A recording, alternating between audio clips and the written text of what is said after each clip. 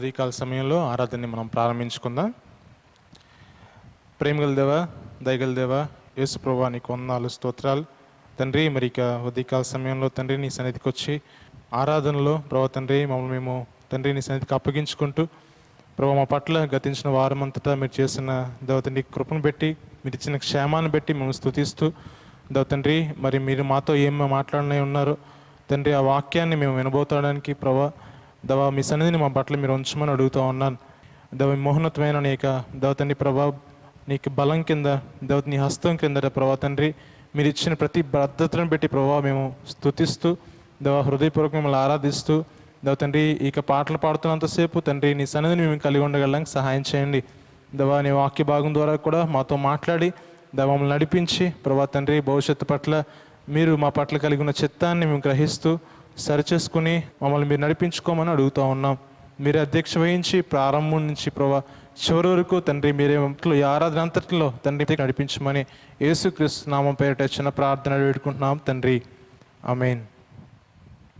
మొట్టమొదటి పాట పాడుకుందాం. సర్వఘనతలు నీకే ప్రభు, సర్వకాలము కూడా ఆయన స్తుతింపబడ్డానికి ఆయన అర్హుడు.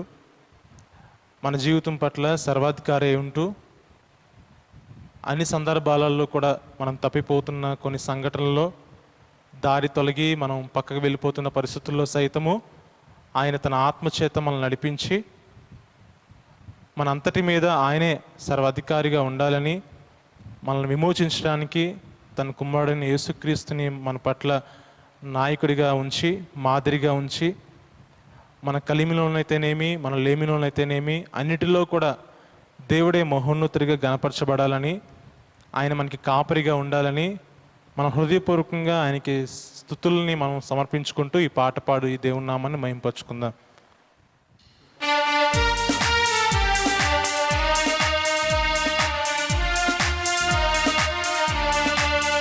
సర్వఘనతలు నీకే ప్రభువు, సర్వమహిమలు నీకే ప్రభువు, సర్వఘనతలు నీకే ప్రభువు, సర్వమహిమలు నీకే ప్రభువు. సర్వకాలము సన్నుతించెదను, సర్వస్తుతులు నీకే ప్రభువు. సర్వకాలము సన్నుతించెదను, సర్వస్తుతులు నీకే ప్రభువు. సర్వఘనతలు నీకే ప్రభువు, సర్వమహిమలు నీకే ప్రభువు.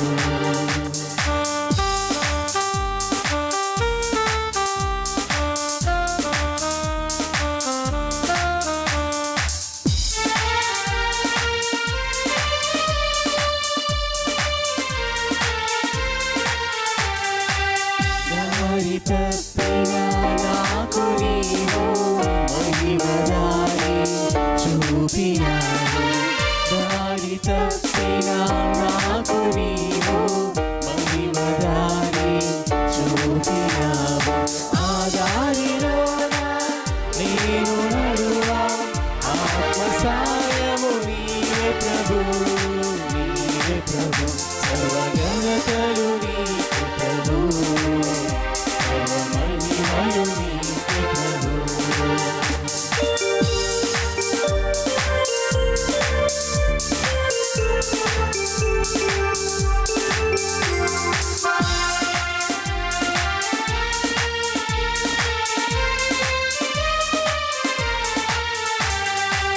ధనమునైనా ధాన్యమైనా సుఖమునైనా సౌఖ్యమైనా, ధనమునైనా ధాన్యమైనా సుఖమునైనా సౌఖ్యమైనా, సకలము సమృద్ధి అయినా సర్వాధికారివి నీవే ప్రభు, నీవే ప్రభు.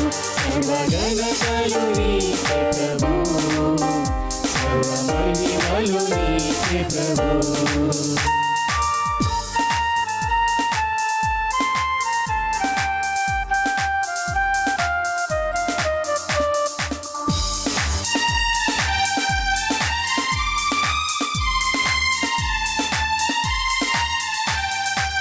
కలిమిలోన లేమిలోన కలకలోన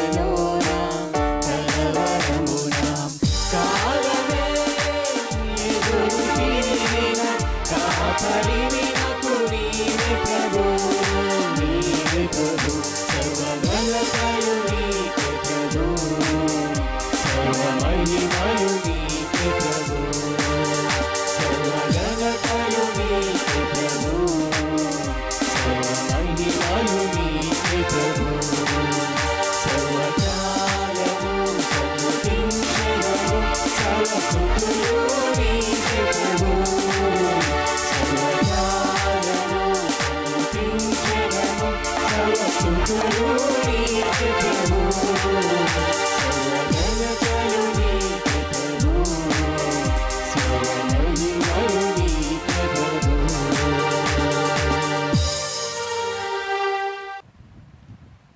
రెండో పాట పాడుకుందాం. నా యేసయ్య నా స్తుతిపాత్రుడా అనే పాట మనం పాడుకుందాం. దేవుడు ఎప్పుడు ఆయన దేవదూతల చేత, కెరూబుల చేత, సెరూపుల చేత ఆయన ఆరాధింపడుతూ ఉంటుండగా ఆయనకున్న ఆశ చేత ఆయన మనుషుల్ని తయారు చేసుకొని మనుషులతో కూడా ఆయన ఆరాధింపడాలని అనుకున్నప్పుడు దేవుడు ఈ విధంగా మనుషుల్ని తయారు చేసుకొని ఈ భూమి మీద ఆయన పెట్టినప్పుడు దేవునికి ఉద్దేశం ఒకటే, మనము ఆయనకి చెందినవారం కాబట్టి ఆయన్నే హృదయపూర్వకంగా ఆరాధన చేయాలని. అయితే దేవుడు మానవుని పట్ల తన కనికరాన్ని చూపిస్తూ నిన్న నేడు రేపు ఎప్పుడు ఏకరీతిగానే ఆయన ఉంటూ తన కృపని మన పట్ల ఆయన చూపిస్తూ వచ్చాడు. నిజంగా ఆయన వంటి వారు ఎవరూ లేరు మన జీవితాల్లోని. ఆయన ఇక జీవిత విధానాన్ని బట్టి, దేవునికి వాక్యాన్ని బట్టి మనం గమనించగలం. పాపులమై ఉండగా క్రీస్తు మన కొరకు ఆయన చనిపోయిన అనే విషయాలు మనం చూస్తున్నాం దేవుని వాక్యంలో. ఆయన ఆది ఆయనే ఉన్నాడు, ఆయన అంతము ఆయనే ఉన్నాడు. ఆయన సర్వాధికారిగా ఉంటూ ఆయన మన జీవితాలని ఏలటానికి ఇష్టపడుతున్న దేవుడిగా ఉన్నాడు. మన రక్షణనిచ్చింది ఆయనే. కాబట్టి ఈ పాట పాడుతూ దేవుని నామాన్ని మహింపొచ్చుదాం.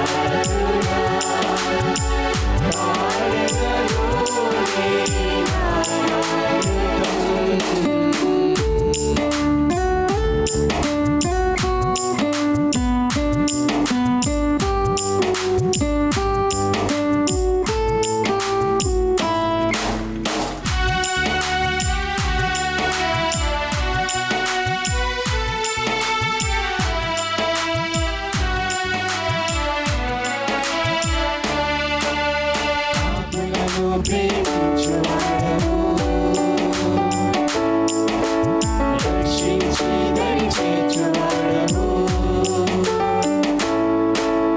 పాపులను ప్రేమించువాడవు, రక్షించి దరి చేర్చువాడవు, మా కొరకు ప్రాణము పెట్టినది నీవేనా యేసయ్యా, రక్తము ఇచ్చి మమ్మును కొన్నది నీవేనా యేసయ్యా, మా కొరకు ప్రాణము పెట్టినది నీవేనా యేసయ్యా, రక్తము ఇచ్చి మమ్మును కొన్నది నీవేనా యేసయ్యా, నా రక్షకా నా యేసయ్యా, నా రక్షకా నా యేసయ్యా, నా యేసయ్యా, నా స్తుతి పాత్రుడా, పాడెదను నీ నామమును, నా యేసయ్యా, నా స్తోత్రరుడా, పూజింతును నీ నామమును, వేవేల దూత స్తుతిగానములతో కొనియాడబడే నాదుడా, పరిశుద్ధుడు పరిశుద్ధుడని స్తుతించబడే నా దేవా, వేవేల దూత స్తుతిగానములతో కొనియాడబడే నాదుడా, పరిశుద్ధుడు పరిశుద్ధుడని స్తుతించబడే నా దేవా, స్తోత్రార్హుడా నా యేసయ్యా, స్తోత్రార్హుడా నా యేసయ్యా, నా యేసయ్యా, నా స్తుతి పాత్రుడా, పాడెదను నీ నామామృతం. మూడో పాట పాడుకుందాం. నిన్ను వెంబడించేదా నీ కాడి మోయుదును అనే పాట మనం పాడుకుందాం. క్రైస్తవ జీవితంలో మనం దేవుని శిష్యులుగా ఎదగటం అనేది అది నిరంతర ప్రక్రియ ఉంది. కాబట్టి దేవుణ్ణి ప్రేమిస్తున్నప్పుడు మనం ఈ లోకాన్ని ద్వేషించవలసిన అవసరం ఎంతో ఉంది. దేవుడు మనల్ని వెలిగించి పరిశుద్ధమైన పిలుపుతో మనల్ని పిలిచాడు. కాబట్టి ఆ పిలుపుకు తగినట్లుగా దేవుణ్ణి మనం ఎప్పుడూ వెంబడించాలి. లోకాశలన్నీ విడిచిపెట్టి దేవుని కోసం మనం జీవిస్తున్నాము అనే విషయాన్ని మనం అర్థం చేసుకుంటూ నేను ఇంక దేన్ని ప్రేమించట్లేదు ప్రభా, నిన్నే నేను ప్రేమిస్తున్నానని మన జీవిత వైఖరితో దేవునికి మనం మన జీవితాన్ని అప్పగించుకుంటూ నిన్ను వెంబడిస్తున్నానని చూపించవలసిన బాధ్యత మనకి ఎంతో ఉంది. ప్రతిదినం మనల్ని పవిత్రపరుచుకుంటూ మన హృదయాన్ని దేవునికి అర్పించుకుంటూ నమ్మకమైన సాక్షిగా ఎన్ని కష్టాలు వస్తున్నప్పటికీ కూడా దేవుణ్ణి వెంబడిస్తున్నాను అని ఒక నిబ్బరం చేత మన సాక్ష్యాన్ని దేవుని వెంబడించడంలో చూపించగలగాలి. ఈ పాట పాడుతున్నప్పుడల్లా మనం అర్థం చేసుకుందాం. ఈ పాట పాడుతూ ప్రభుని ఆరాధన చేద్దాం.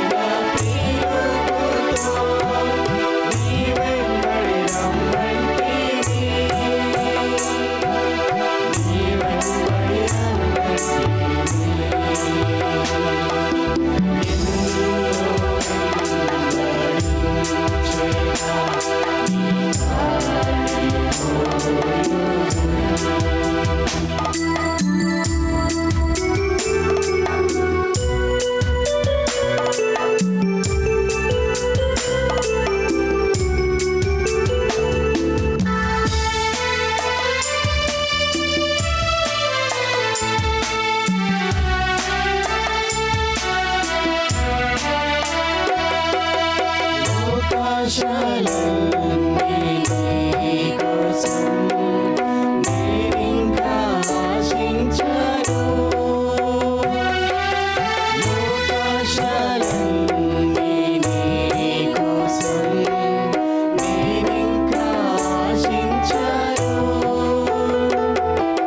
లోపము లేని ప్రేమతో నీ కోసం జీవింతును. లోపము లేని ప్రేమతో నీ కోసం జీవింతును. నీ కోసం జీవింతును. నిన్ను వెంబడించిన నీ కాడిపోయును.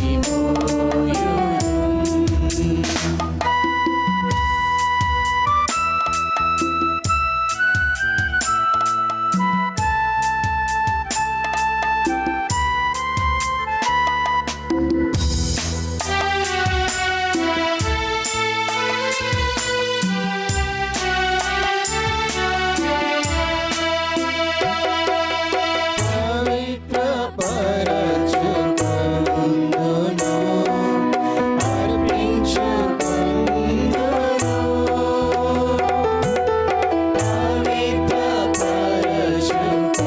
పవిత్రపరచుకొందును, అర్పించుకొందును. కష్టాలు శ్రమలు రేగినా నిన్ను వీడిపోనయ్యా. కష్టాలు శ్రమలు రేగినా నిన్ను వీడిపోనయ్యా. నిన్ను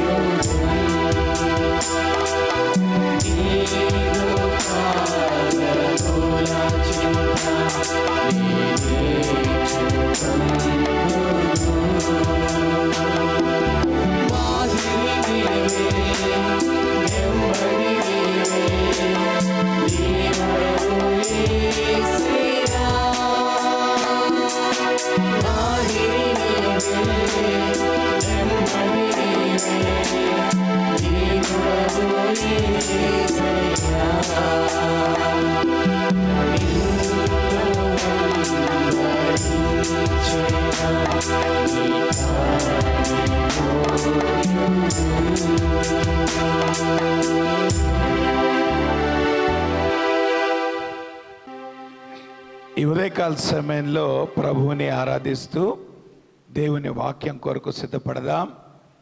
దేవుని స్వరం వినటానికి ప్రభువుని ఆరాధిద్దాం. దేవుని వాక్యం ద్వారా మనం బలపరచబడటానికి మన జీవితాలు మనం సిద్ధపరచుకుందాం.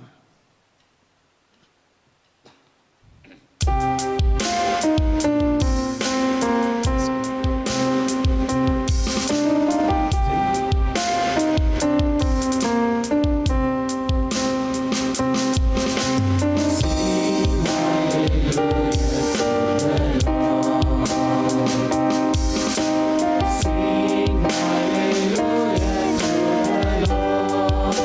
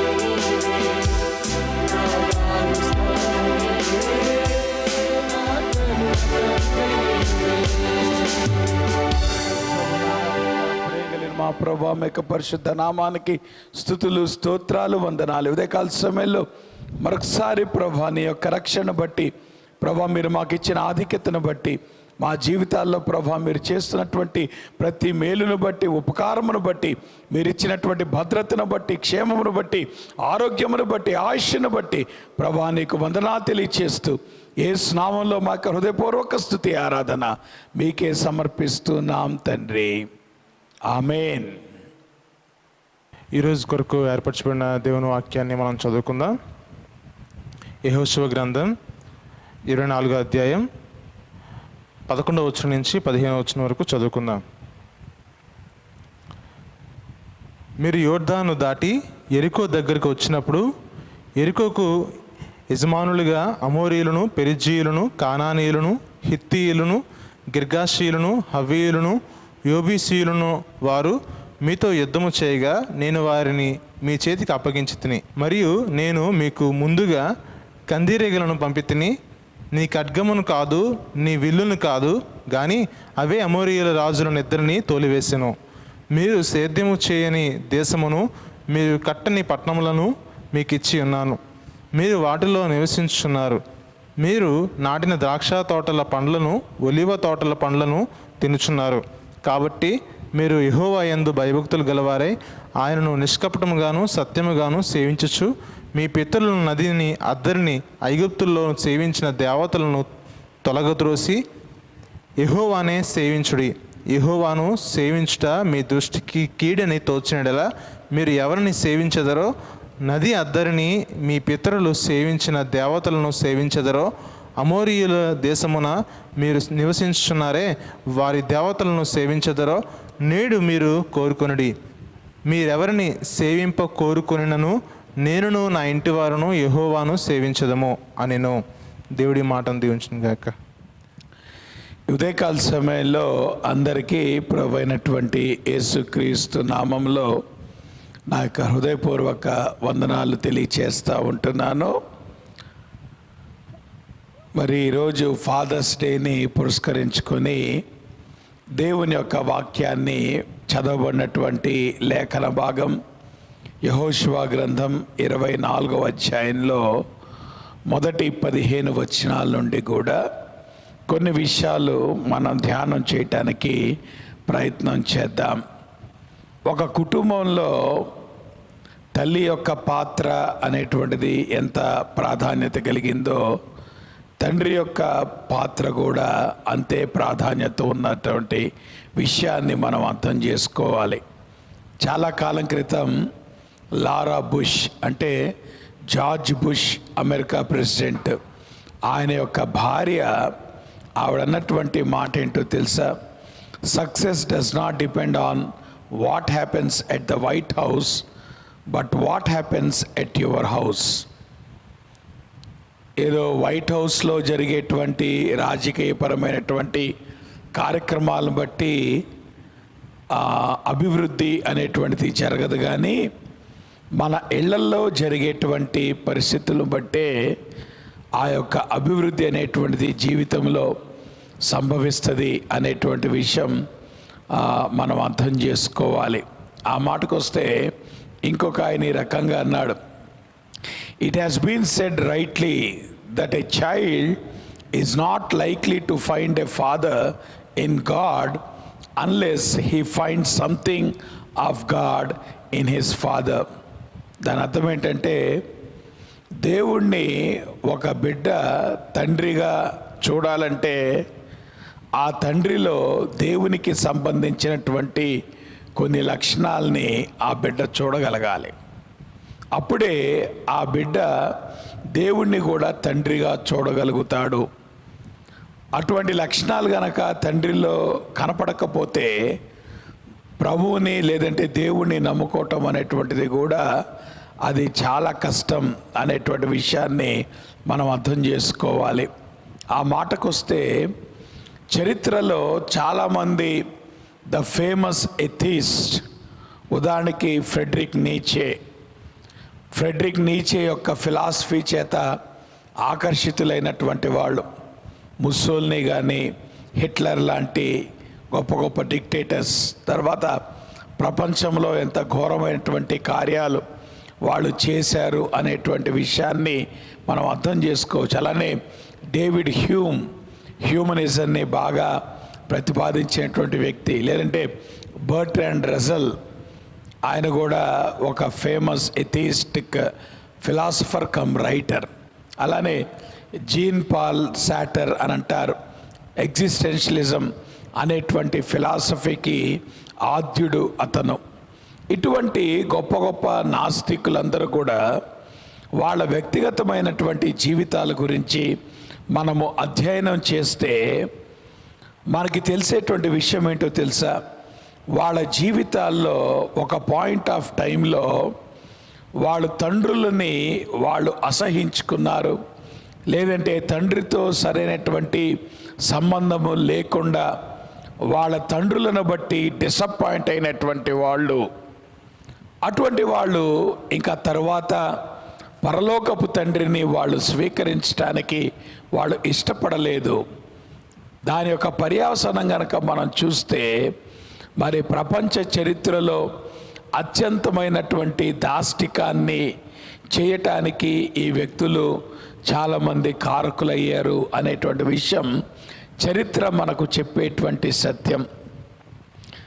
ఈ రోజున ఒక తండ్రి యొక్క పాత్ర, లేదంటే ఒక పురుషుని యొక్క పాత్ర సమాజంలో దేనికి పరిమితమైంది అనేటువంటిది కనుక చూస్తే కేవలం ఫ్యాక్టరీస్కి, ఆఫీసెస్కి, లేదంటే వాళ్ళ ఉద్యోగాలకి పరిమితమైపోయింది ఒక తండ్రి యొక్క జీవన విధానం.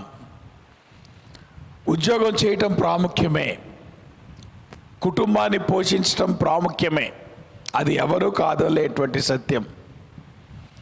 కానీ ఆ మాటకు వస్తే ఈ రోజుల్లో చాలామంది స్త్రీలు కూడా వాళ్ళు ఉద్యోగాలు చేస్తున్నారు, కానీ పురుషులు తమ యొక్క పాత్రను దేనికి లిమిట్ చేస్తున్నారు నేటి సమాజంలో అంటే కేవలము ఆఫీసులకి, లేదంటే డబ్బులు సంపాదించడానికి, లేదంటే ఇంతవరకే మా పాత్ర అన్నట్టుగా నేటి పురుషులు వ్యవహరిస్తూ ఉంటున్నారు. ఆ మాటకు వస్తే కుటుంబాల్లోకి వచ్చేటప్పటికి వారి పాత్ర చాలా తగ్గిపోతుంది. కుటుంబాల్లో ఆ యొక్క భారమంతా కూడా స్త్రీల మీద పడుతుంది. పురుషులు ఎందుకో మా యొక్క పని కేవలం కుటుంబం కొరకు సంపాదించటమే అనేటువంటి ఆ యొక్క దృక్పథంతో వాళ్ళ జీవితాలు కేవలం కొన్ని విషయాలకి పరిమితం చేస్తున్నారు, కానీ కుటుంబాల విషయాల్లో వాళ్ళ పాత్ర యాక్టివ్గా కనబట్టలేదు అనేటువంటి విషయం కూడా అది వాస్తవంగా ఈరోజు సమాజంలో మనం చూడగలుగుతున్నాం. మరి ఇటువంటి పరిస్థితుల్లో ఒక తండ్రి ఎటువంటి స్వభావాన్ని కలిగి ఉండాలి అనేటువంటి ఆ యొక్క విషయాన్ని ఇప్పుడు చదవబడినటువంటి లేఖన భాగంలో ఆదర్శమైనటువంటి జీవితము జీవించినటువంటి ఒక తండ్రి యొక్క జీవితంలో ఆ మాటకు వస్తే ఈ మాటలు యెహోషువ మాట్లాడేటప్పటికీ దాదాపు 110 సంవత్సరాల వయస్సు గలవాడు యెహోషువ. 40 సంవత్సరాలు ఐగుప్తు దాస్యములో ఆయన ఉన్నాడు. ఆ తర్వాత 40 సంవత్సరాలు మోషేతో పాటు అరణ్యములో పరిచర్య చేసిన వ్యక్తిగా మనం చూస్తాం. ఆ తర్వాత దాదాపు ఒక 30 సంవత్సరాలు ఇశ్రాయేలులను కనాను దేశంలోకి ప్రవేశింపచేసి అక్కడ వారికి భూమిని పంచి ఇచ్చేటువంటి ఆ క్రమంలో ఒక నాయకుడుగా వాడబడినటువంటి యెహోషువ ఆ 110 సంవత్సరాల వయసులో తన జీవితాన్ని చాలా అద్భుతంగా ఇశ్రాయేలుకు వివరిస్తూ ఉంటున్నాడు. ఒక రకంగా చెప్పాలంటే 3 కాలాల తన జీవితాన్ని వివరిస్తూ ఉంటున్నాడు. 3 realms ఆఫ్ హిస్ లైఫ్ అంటాం. ఒకటి పాస్ట్ టెన్స్ గురించి మాట్లాడుతున్నాడు, ఇంకొకటి ప్రెజెంట్ టెన్స్ గురించి మాట్లాడుతున్నాడు, మూడోది ఫ్యూచర్ గురించి మాట్లాడుతున్నాడు. ఒక తండ్రిగా లేదంటే ఒక నాయకునిగా ఆ యొక్క ఇశ్రాయేలు ముందు నిలబడి, ఆ సమాజం ముందు నిలబడి దేవుడు వారిని ఎంత దూరం తీసుకొచ్చాడు అనేటువంటి విషయాన్ని జ్ఞాపకం చేస్తూ తన గతము గురించి మాట్లాడుతున్నాడు, తన ప్రస్తుతం గురించి మాట్లాడుతున్నాడు, తన భవిష్యత్తు గురించి కూడా మాట్లాడుతున్నాడు. ఏమి మాట్లాడాడు అనేటువంటి విషయాన్ని ఇప్పుడు మనం ధ్యానం చేయటానికి ప్రయత్నం చేద్దాం.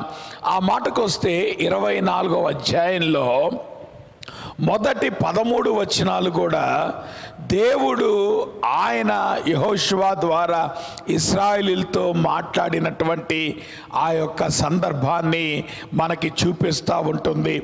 గతములో యెహోషువ చేసినటువంటి పని ఏంటి అనేటువంటిది గనక చూస్తే, తన యొక్క మేజర్ ఎంఫసిస్ ఏంటి అనేటువంటి విషయం గనక చూస్తే, బిల్డింగ్ అ గ్రేస్ బేస్డ్ ఫ్యామిలీ, కృపను ఆధారము చేసుకున్నటువంటి కుటుంబాన్ని కట్టుట, లేదంటే కుటుంబ వ్యవస్థను కట్టుట అనేటువంటిది యెహోషువ యొక్క జీవితంలో తన గతములో చాలా ప్రాముఖ్యంగా మనం గమనిస్తూ ఉంటాం. ఆ మాటకొస్తే ఈ భాగములో చాలాసార్లు, అంటే దాదాపు ఈ 13 వచనాల్లో 17 సార్లు ప్రభు అంటాడు, నేను ఇచ్చాను, నేను ఇచ్చాను, నేను ఇచ్చాను అనేటువంటి మాట ఆయన చాలా స్పష్టంగా చెప్తున్నాడు. ఎందుకో తెలుసా, చాలాసార్లు మన జీవితాల్లో దేవుని యొక్క కృపను అనుభవిస్తూ ఉంటున్నప్పుడు ఏదో ఒక మూలలో మనకు వచ్చేటువంటి ఒక ఫీలింగ్ ఏంటో తెలుసా, ఐ ఆమ్ వెరీ స్పెషల్, నేను చాలా స్పెషల్ కాబట్టి దేవుడు నాకు సహాయం చేస్తున్నాడు, నేను చాలా స్పెషల్ కాబట్టి దేవుడు నాకు తోడుగా ఉన్నాడు అనేటువంటి ఒక ఆలోచన మన జీవితాల్లోకి రావటానికి అవకాశం ఉంది. కొన్నిసార్లు మన జీవితాల్లో ఏదైతే విజయాల్ని మనం చవి చూస్తున్నామో దానికి క్రెడిట్ కూడా మనము తీసేసుకునేటువంటి అవకాశం ఉంది. అటువంటి పరిస్థితి గనక మన జీవితాల్లో సంభవిస్తే మనం దేవునికి దూరం అయిపోతాం అనేటువంటి వాస్తవాన్ని మనం అర్థం చేసుకోవాలి. కాబట్టి యెహోషువ చాలా క్లియర్గా ఆ ఇశ్రాయేలు ముందు నిలబడుతున్నప్పుడు, ఇదిగో మనలో స్పెషాలిటీ లేదు, ఇది కేవలం దేవుని యొక్క కృప. ఆ మాటకు వస్తే ఇంత దూరం మనం వచ్చామంటే అది దేవుని యొక్క కృప అనేటువంటి విషయాన్ని దేవుడు యెహోషువ ద్వారా ఆయన ఇశ్రాయేలుకు గుర్తు చేశాడు అనేటువంటి విషయాన్ని మనం అర్థం చేసుకోవాలి. అందుకనే మన జీవితాల్లో గనక గతములోకి మనం తొంగి చూస్తే మనకు అర్థమయ్యేటువంటి విషయాలు ఏంటో తెలుసా? దేవుడు మనకేది ఇచ్చాడో అది మన పాస్ట్లో మనం చూస్తాం. ఇక్కడ ప్రధానంగా యెహోషువ ఏం చేస్తాడంటే 4 విషయాలు దేవుడు గతంలో ఏది ఇచ్చాడు అనేటువంటి విషయాన్ని ఆయన మాట్లాడుతూ ఉంటున్నాడు. అబ్రహాము దగ్గర మొదలు పెడతాడు. అబ్రహాము దగ్గర మొదలు పెట్టుకొని వాళ్ళు కనాను దేశములో వాళ్ళు ప్రవేశించినంత వరకు కూడా దేవుడు వాళ్ళకిచ్చినటువంటి 4 ఆశీర్వాదాల గురించి యెహోషువ మాట్లాడతాడు. మొట్టమొదటి విషయం కనుక మనం చూస్తే, ఒక విగ్రహారాధికుడుగా ఉన్నటువంటి అబ్రహాముని దేవుడు ఆ మెసొపొటేమియా ప్రాంతంలో నుండి బయటకు తీసుకొచ్చి తన దేశంలోండి, తన బంధువుల దగ్గరుండి, తన స్వజనుల దగ్గరుండి బయటకు తీసుకొచ్చి దేవుడిచ్చినటువంటి రక్షణను మొట్టమొదటి ఆశీర్వాదంగా అక్కడ దేవుడు ప్రస్తావిస్తాడు. రెండోది గనక మనం గమనిస్తే, దేవుని యొక్క శక్తి చేత వాళ్ళు ఏదైతే ఐగుప్తు యొక్క దాసత్వం నుండి వాళ్ళు విడిపించబడ్డారో ఆ యొక్క ఆశీర్వాదాన్ని దేవుడు వారికి గుర్తు చేస్తాడు. అంత మాత్రమే కాదు, 40 సంవత్సరాలు వాళ్ళు అరణ్యంలో వాళ్ళు సంచరిస్తున్నప్పుడు దేవుని యొక్క కృపతో కూడినటువంటి ఆయన పోషణను ఎట్లాగైతే వాళ్ళు అనుభవించారో ఆశీర్వాదాన్ని గురించి మాట్లాడాడు.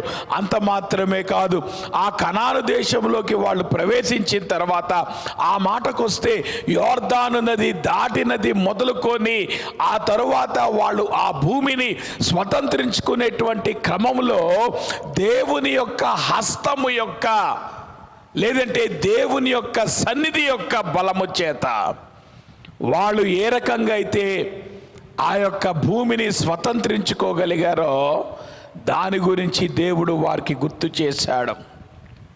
కాబట్టి యెహోషువ సర్వ సమాజం ముందు ఆయన నిలబడి ఆయన మాట్లాడుతున్నప్పుడు,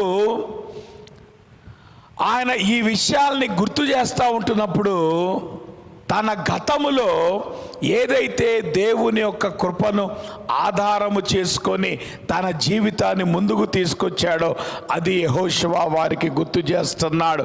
దానిలో ప్రధానంగా 4 విషయాలు గుర్తు చేస్తూ ఉంటున్నాడు. ఒకటి, దేవుడు కలగజేసినటువంటి రక్షణ. రెండోది, దేవుని యొక్క శక్తి చేత దేవుడు వారికి కలగజేసినటువంటి విమోచన. దేవుని యొక్క కృప చేత వాళ్లకు ఇవ్వబడినటువంటి దేవుని యొక్క పోషణ. అలానే దేవుని యొక్క హస్తము యొక్క బలము చేత వాళ్ళు భూమిని స్వతంత్రించుకున్నటువంటి ఆ యొక్క వైనాన్ని ఆ యొక్క దేవుడు కానీ లేదంటే యెహోషువ చాలా స్పష్టంగా ఇశ్రాయేలీయులకు గుర్తు చేస్తున్నటువంటి విషయం మనము ఆ భాగంలో చూస్తాం.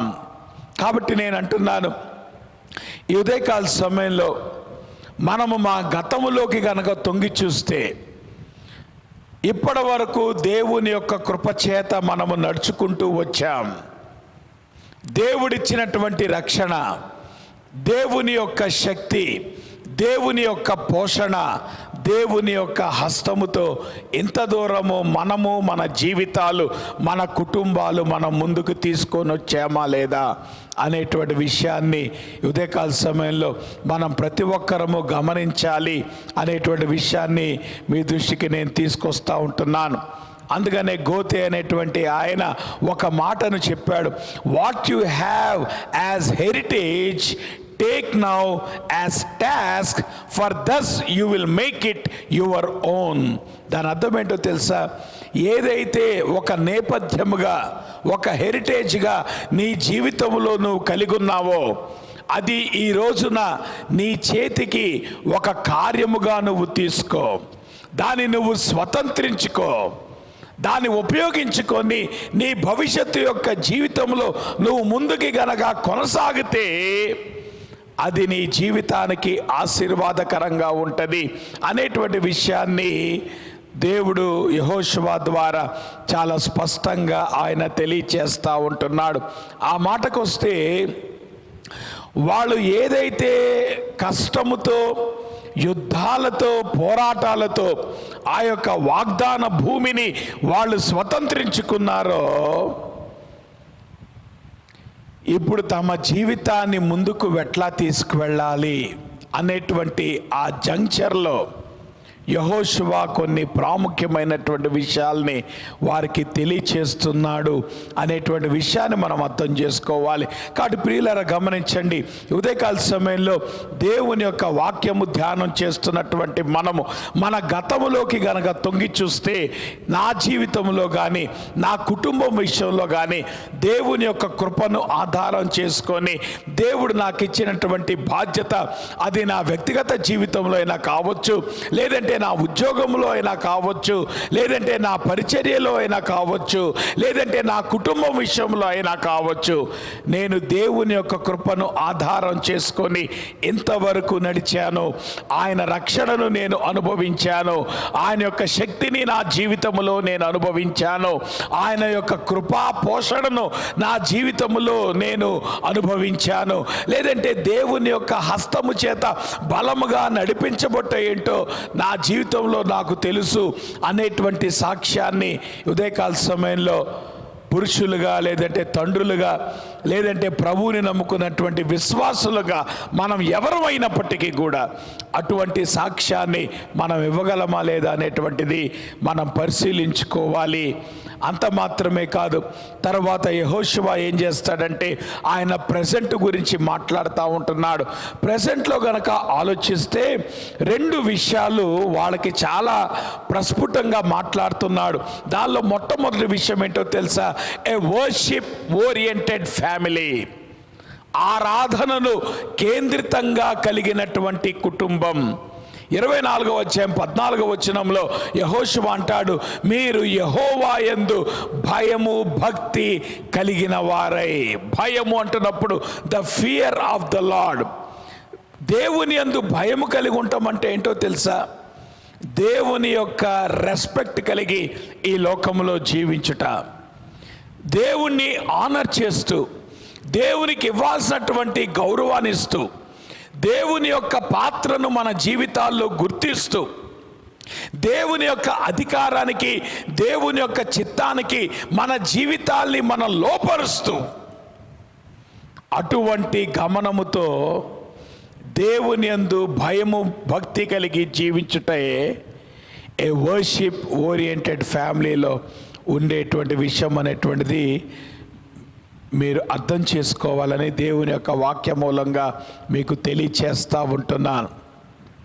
అయితే ఆరాధన మిళితమైనటువంటి, లేదంటే దేవుని యొక్క గమనము, లేదంటే దేవుని యొక్క భయముతో దేవుణ్ణి గౌరవించేటువంటి జీవితాన్ని మనము ఈ లోకములో కలిగి ఉండాలంటే ప్రధానంగా యెహోషువ అంటున్నాడు 3 రకాలైనటువంటి ఛాలెంజెస్ మనకి ఎదురుపడతాయి. మొట్టమొదటి ఛాలెంజ్ ఏంటో తెలుసా? మనకున్నటువంటి పాత జీవితం. ఇక్కడ గుర్తు చేస్తూ ఉంటున్నాడు, అబ్రహాము ఏ రకంగా తన యొక్క గతాన్ని గుర్తు చేస్తూ ఉంటున్నాడు. ఆ విగ్రహారాధన అనేటువంటి ఆ గతములో నుండి అబ్రహాము ఎట్లా బయటకు వచ్చాడో చెప్తా ఉంటున్నాడు. దేవుడు ఎట్లాగైతే ఆ యొక్క మెసొపొటేమియా ప్రాంతంలో ఉన్నటువంటి ఆ యొక్క సంస్కృతి, ఆ నాగరికత, ఆ యొక్క విగ్రహం యొక్క ఆరాధన నుండి ఎట్లాగా దేవుడు అబ్రహాముని తప్పించాడో ఆయన చెప్తా ఉంటున్నప్పుడు ఇప్పుడు యెహోషువ మాట్లాడుతూ ఉంటున్నాడు, మన జీవితాల్లో కూడా దేవుని సేవించి దేవుని ఆరాధించేటువంటి కుటుంబంగా మనం ఉండాలంటే మన గతాన్ని మనము తిరిగి తోడటానికి వీలు లేదు. యేసు ప్రభువుని నమ్ముకోకముందు నీ జీవితం ఎట్లాగుండిందో, యేసు ప్రభువుని నమ్ముకోకముందు ఎటువంటి ఆచారాలు, ఎటువంటి సంస్కృతి, ఎటువంటి అలవాట్లు నీ జీవితంలో ఉన్నాయో, ప్రభువుని నమ్ముకున్న తర్వాత జీవించేటువంటి క్రమంలో దాని ఛాయ కూడా మన జీవితాల్లో రావటానికి వీలు లేదు అనేటువంటి వాస్తవాన్ని మనం అర్థం చేసుకోవాలి. కాబట్టి యెహోషువ అంటున్నాడు, దేవుని యందు భయము కలిగినటువంటి కుటుంబముగా మనం తయారు కావాలంటే మొట్టమొదటి ఛాలెంజ్ ఏంటో తెలుసా? Be careful about your old life and old habits. పాత జీవితము కానీ, పాత అలవాట్లు కానీ, పాత ఆచారాలు కానీ, పాత సంస్కృతి సాంప్రదాయాలు కానీ, ఇటువంటివి గనక నీ జీవితంలో నువ్వు కొనసాగిస్తుంటే దేవుని యొక్క భయము నీ జీవితంలో ఉండదు అనేటువంటి వాస్తవాన్ని మనం అర్థం చేసుకోవాలి. ఆ తర్వాత రెండో విషయం కనుక గమనిస్తే, రెండో ఛాలెంజ్ ఏంటో తెలుసా? ఆరాధనతో కూడుకున్నటువంటి జీవితాన్ని ముందుకు కొనసాగించాలంటే రెండో ఛాలెంజ్ ఏంటంటే ద అట్రాక్టివ్ లైఫ్. జీవితంలో చాలా అట్రాక్షన్స్ ఉన్నాయి.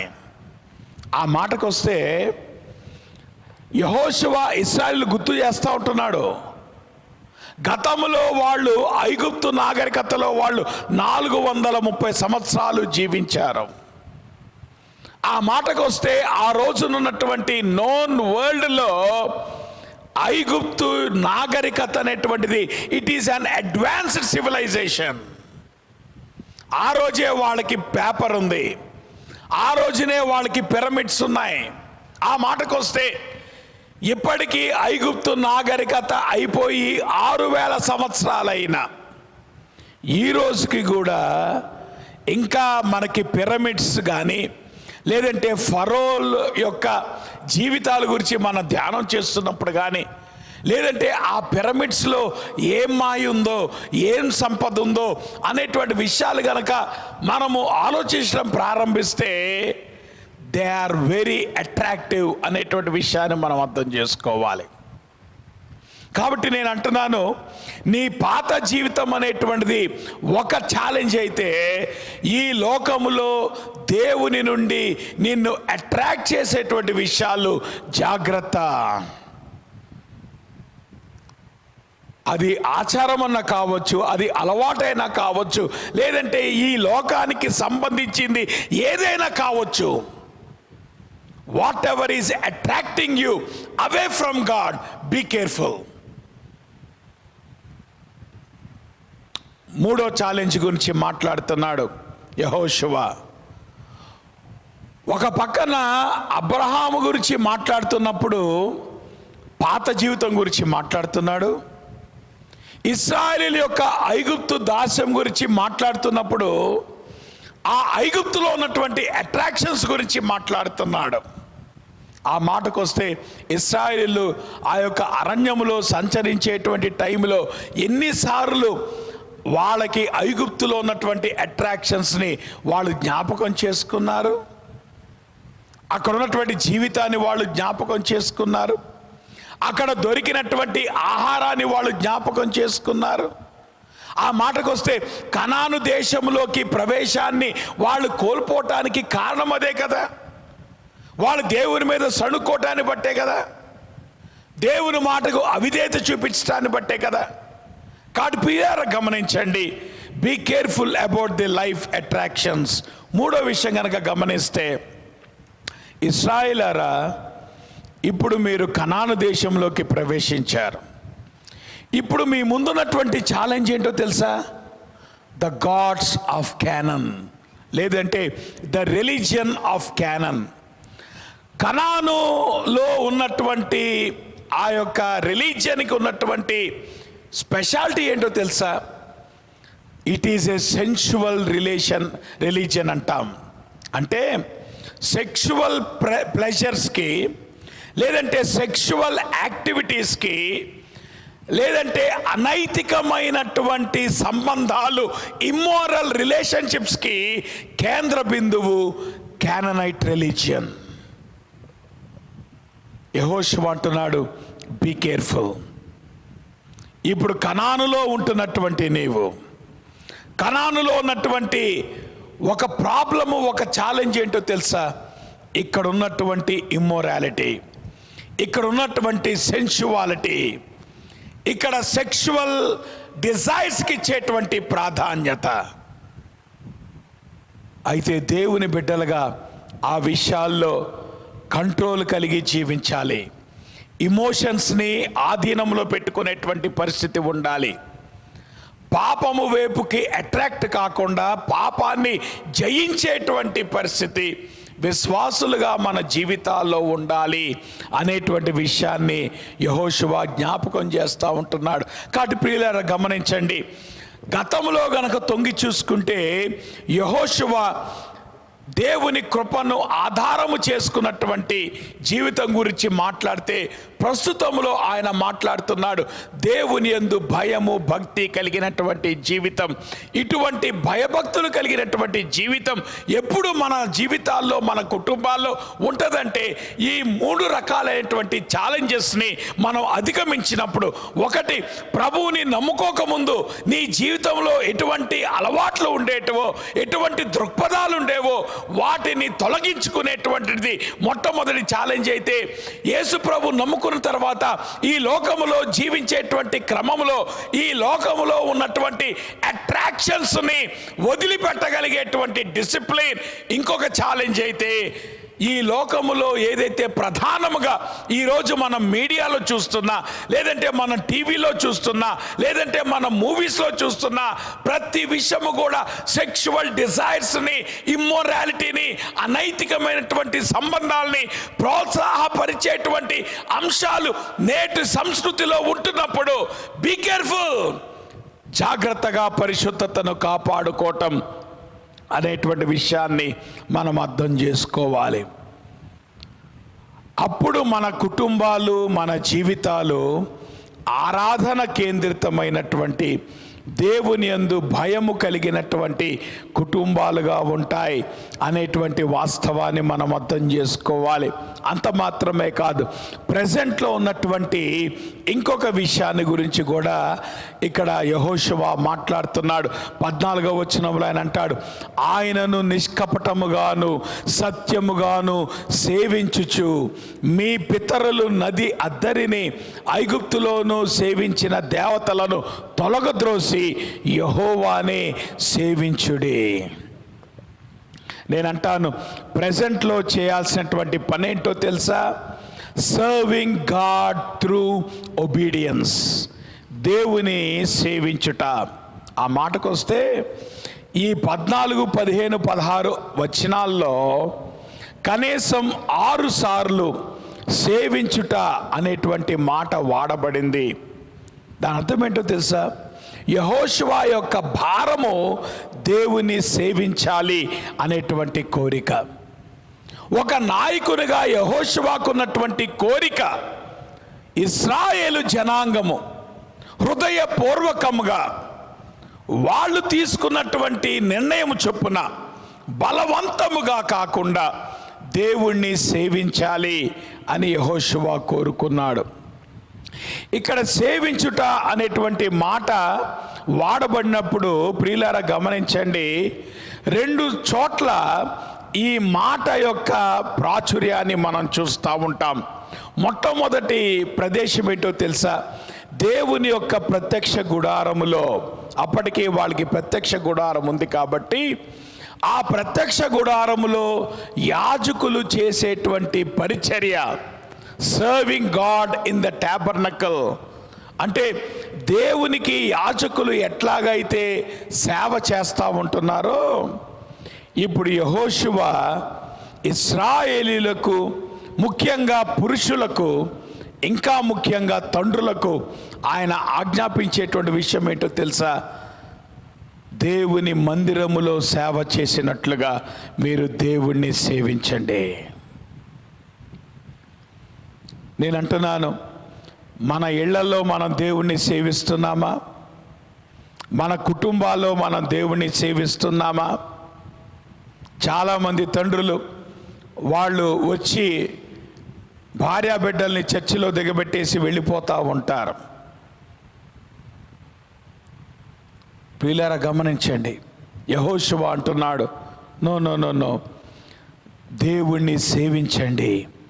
దేవుణ్ణి సేవించుట అంటే అదేంటి, నేను పాస్టర్ని కాదు కదా, నేను ఫుల్ టైం సర్వెంట్ ఆఫ్ గాడ్ని కాదు కదా అని తప్పించుకోవటానికి వీలు లేదండి. యెహోషువ అంటున్నాడు, దేవుణ్ణి సేవించుట అంటే మందిరములో యాజకులు ఎటువంటి సేవ అయితే దేవునికి చేస్తున్నారో విశ్వాసులు కూడా అటువంటి సేవనే చేయాలి. అందుకనే మీరు గమనించారా, కొత్త నిబంధనకు వచ్చిన తర్వాత విశ్వాసులను పట్టుకొని ఉపయోగించబడినటువంటి పదం ఏంటి? పేతురు గారు అన్నాడు, మీరు యాజకులైనటువంటి దేవుని యొక్క సమూహం.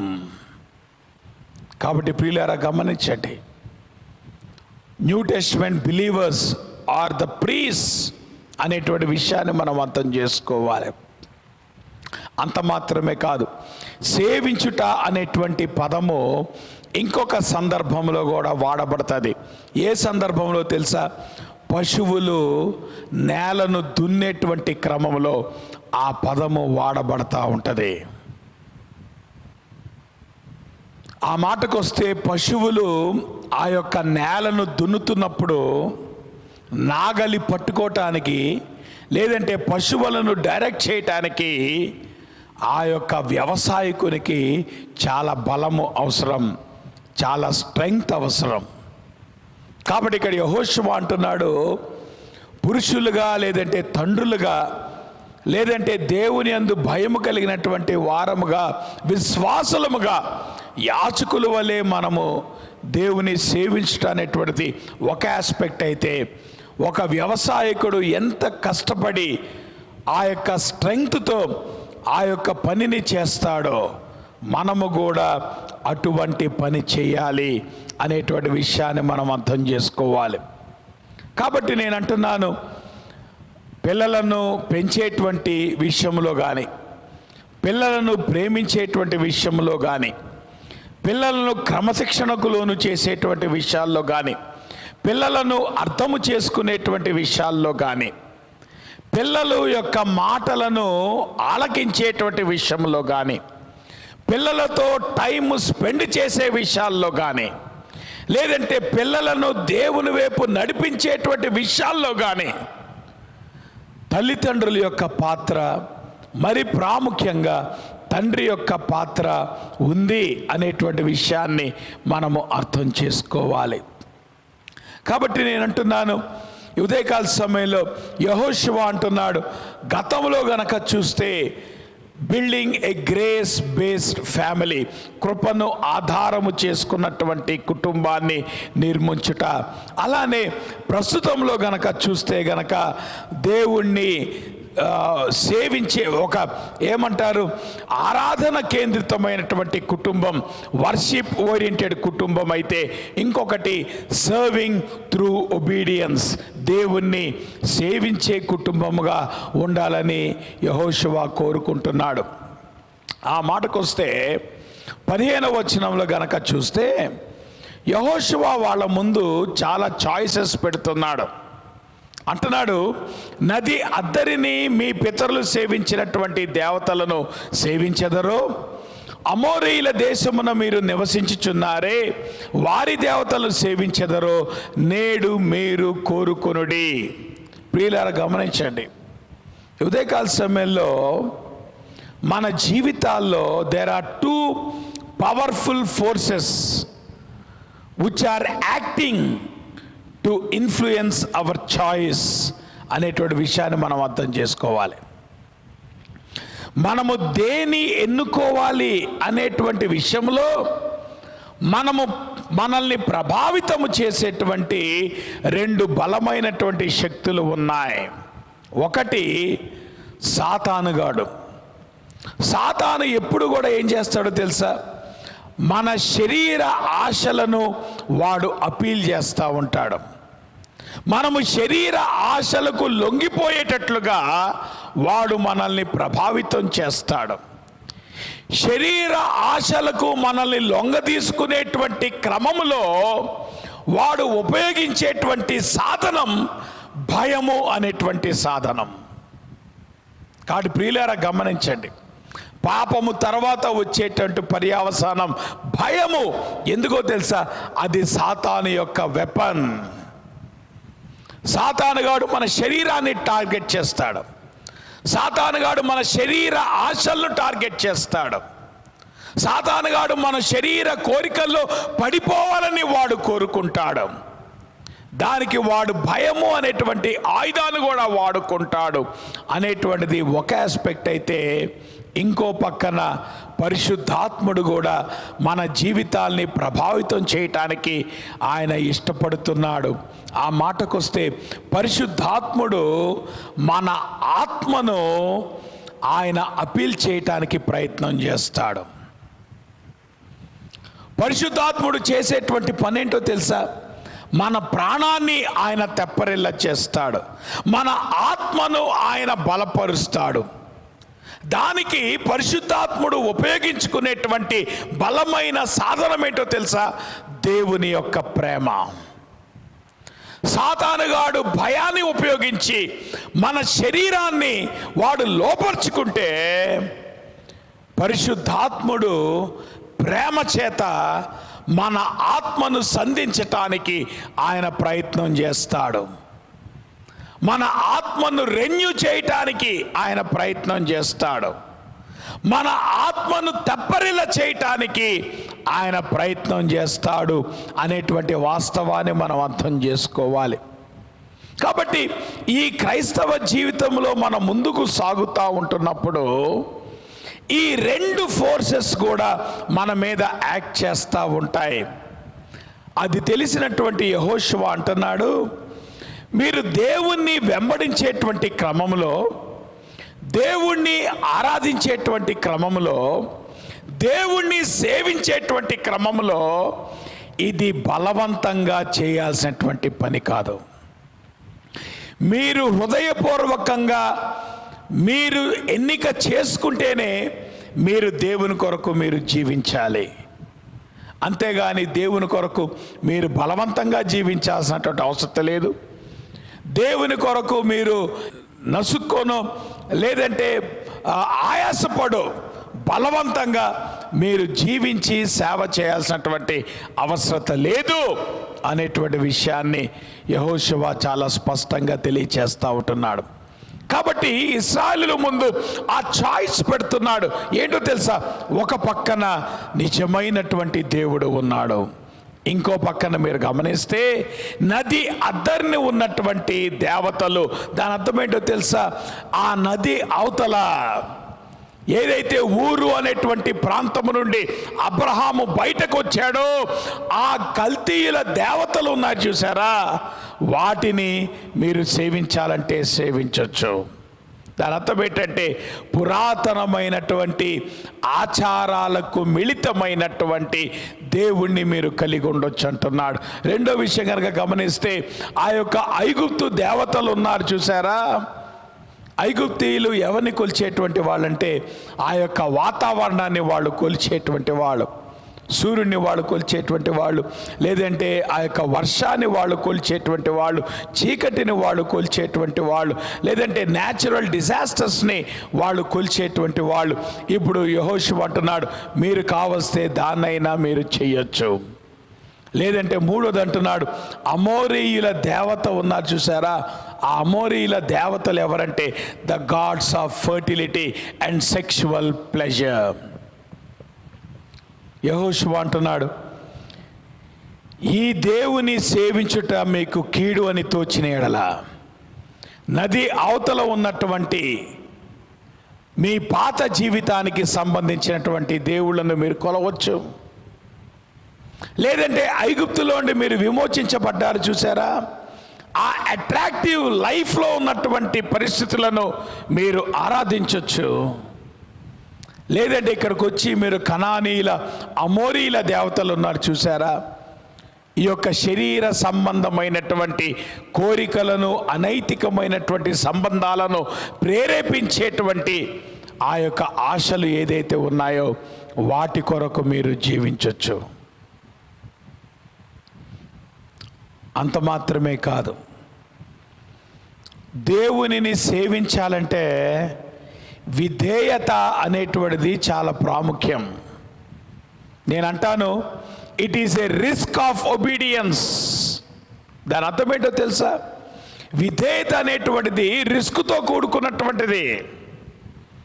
నిజానికి ప్రభువు ఏం చేశాడంటే, ఇదిగో కనాన్ దేశంలోకి యోర్దాన్ నది దాటంగానే వాళ్ళకి ఆ దేశాన్ని వాళ్ళకి హస్తగతం చేయలేదు. ప్రభు అన్నాడు, ఆ భూమిని స్వతంత్రించుకోవటానికి మీరు పోరాడాలి. ఆ భూమిని స్వతంత్రించుకోవటానికి మీరు యుద్ధాలు చేయాలి.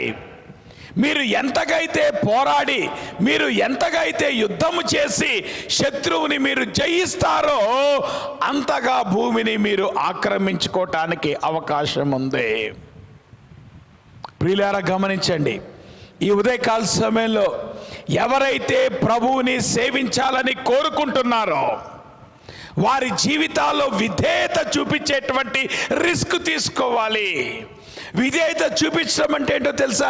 దేవుడు క్రైస్తవ జీవితాన్ని, ఎటువంటి ప్రాబ్లమ్స్ లేనటువంటి క్రైస్తవ జీవితాన్ని ఆయన మనకి ఇవ్వటలేదు. పోరాటాలతో కూడినటువంటి క్రైస్తవ జీవితాన్ని ఆయన ఇస్తున్నాడు. యుద్ధాలతో కూడుకున్నటువంటి క్రైస్తవ జీవితాన్ని ఇస్తున్నాడు.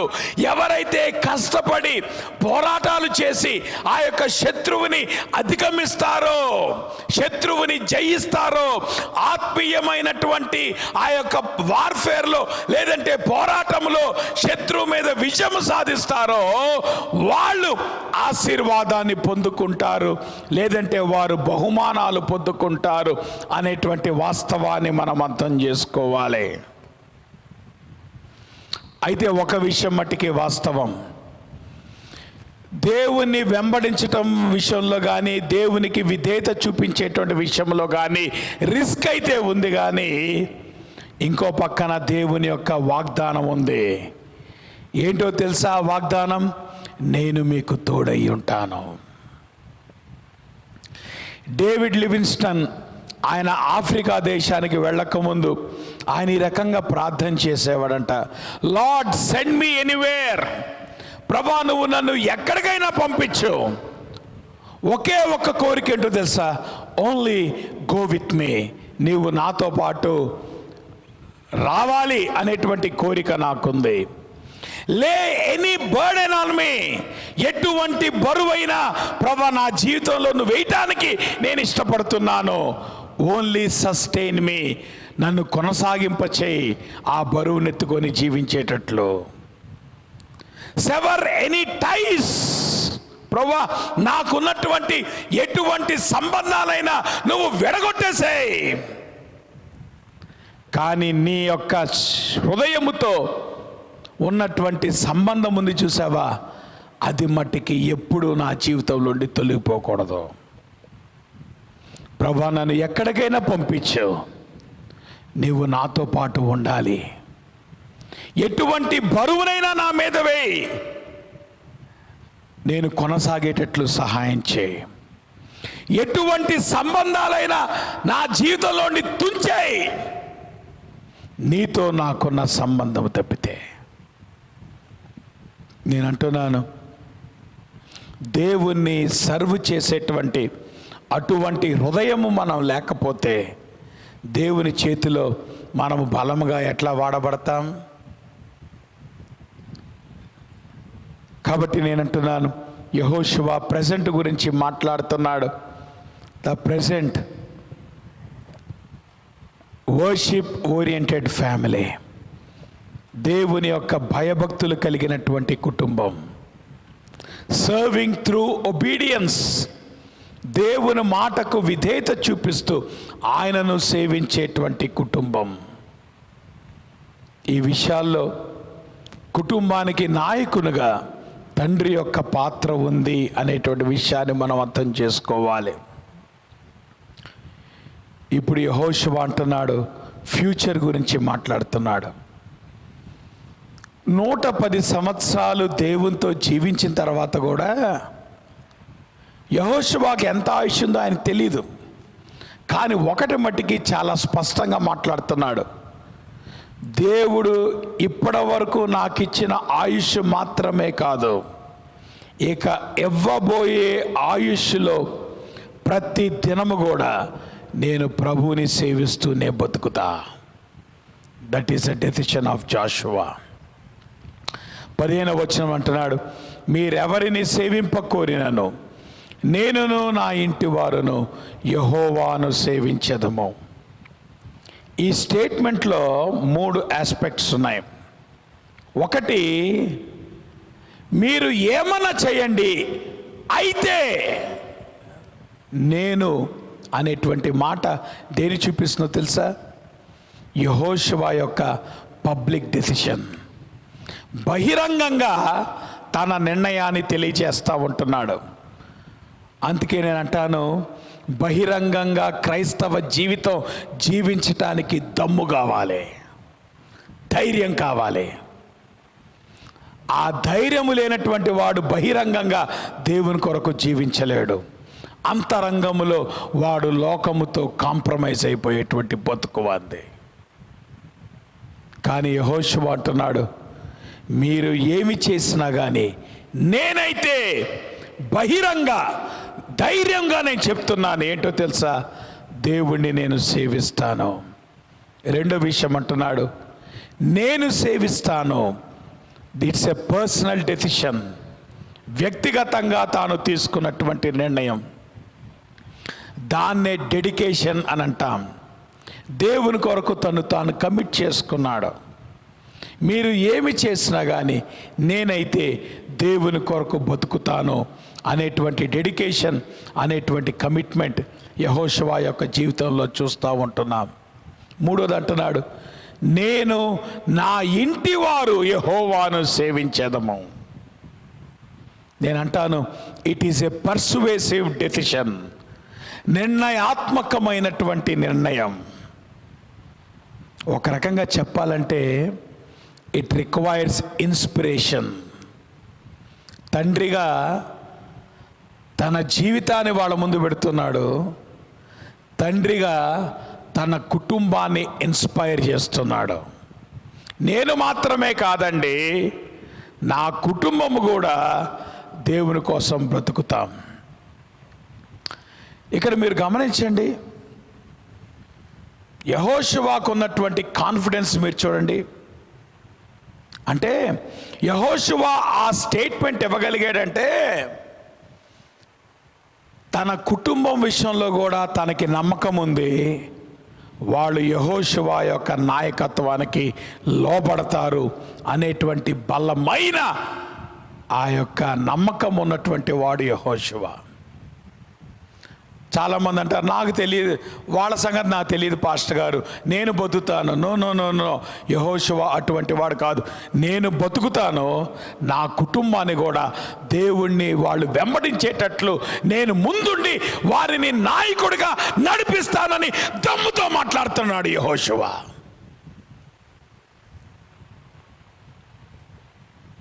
నేను నా ఇంటి వారు అంటున్నప్పుడు ఇట్ ఇంక్లూడ్స్ ఎవ్రీబడి.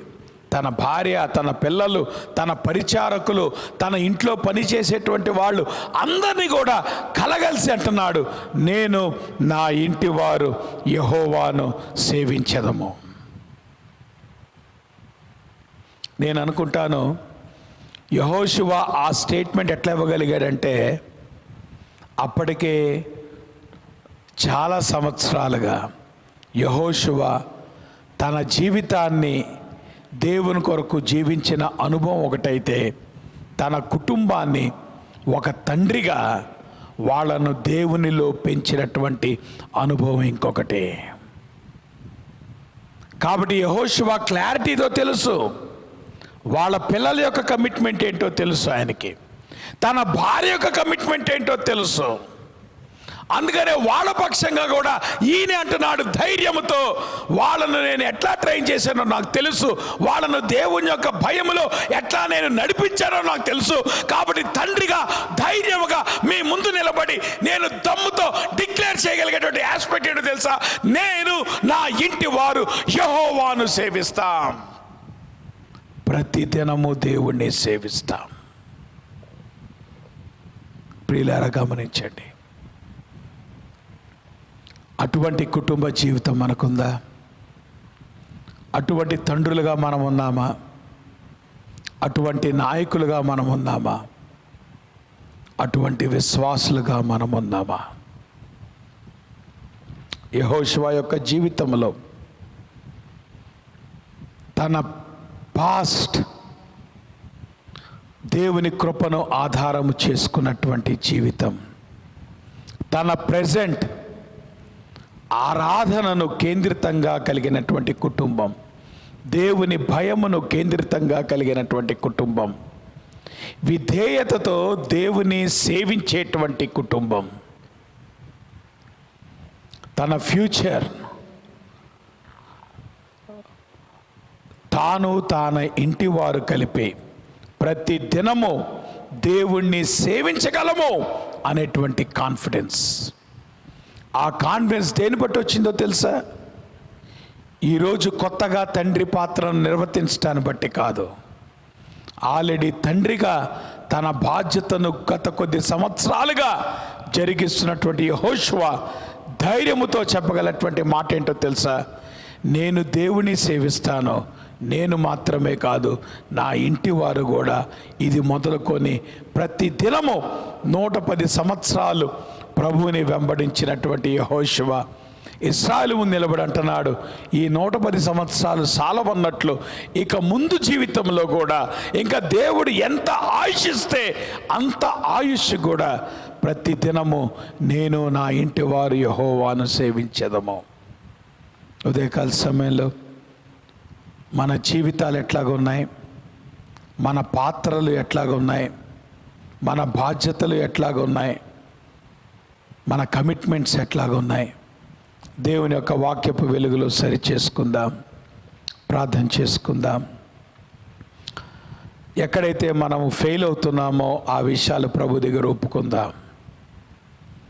ఎక్కడైతే మనం ఇంకా స్ట్రెంగ్తెన్ చేసుకోవాలో అటువంటి విషయాలు బలపరుచుకుందాం. ఏదైతే వదిలిపెట్టాల్సినటువంటి విషయాలు ఉన్నాయో వాటిని వదిలిపెడదాం. ప్రభు కొరకు నిర్ణయం తీసుకోగలుగుతామా? ప్రభుని సేవించగలుగుతామా? ప్రభు కోరుకున్న రీతిలో మన వ్యక్తిగతమైన జీవితాలు, మన కుటుంబాలని దేవుని వాక్యానికి విధేయత చూపించేటట్లు మనం నడిపించగలుగుతామా? ఒకానొక దినం నా ప్రభువు నిలబడినప్పుడు, ప్రభా నీవు నాకు అప్పగించినటువంటి ఈ బాధ్యతను నీ కొరకు నేను నమ్మకంగా నెరవేర్చాను అని ప్రభువు ముందు మనం ధైర్యంగా చెప్పగలుగుతామా? ప్రార్థన చేసుకుందాం. ప్రేంగలిన మా ప్రభా మీకు పరిశుద్ధ నామానికి స్తుతులు, స్తోత్రాలు, వందనాలు. ఉదయకాల సమయంలో మరొకసారి నీ పాసందికి వస్తూ ఉంటున్నాం. ప్రభా నీ వాక్యం ద్వారా మీరు మాతో మాట్లాడుతుండగా నీ వాక్యానికి విధేయత చూపించేటువంటి మనస్సు మీరు మాకు దయచేయండి. ప్రత్యేకంగా ఈ వాక్యం వింటున్న ప్రతి ఒక్కరిని మీరు జ్ఞాపకం చేసుకోండి. యెహోషువ యొక్క మాదిరిని కలిగి మా వ్యక్తిగత జీవితాల్లోనూ మా యొక్క కుటుంబ జీవితాల్లోనూ నేను మహింపరిచే వారంగా ఉంటకు దేవా మీరు కృప చూపించమని ప్రార్థన చేస్తున్నాను.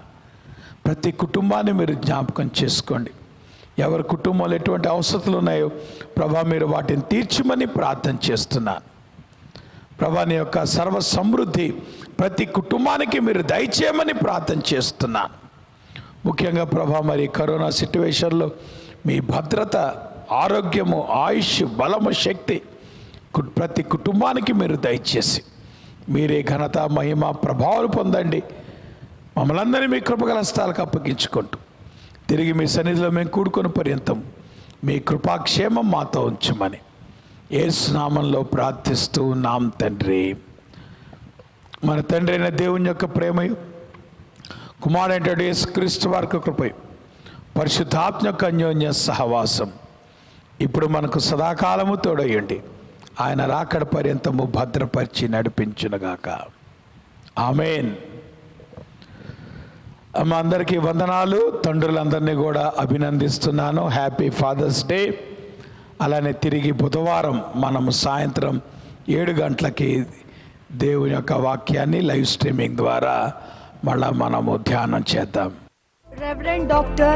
G.J.R.C. Kiran, B.Tech PhD, USA, founder and president of Vivin Baptist Bible College, Grace Baptist Church, Vision Word India Ministries, Duvada, Visakhapatnam, 530046. My mobile number 8978894777. My email ID vivinministries@gmail.com.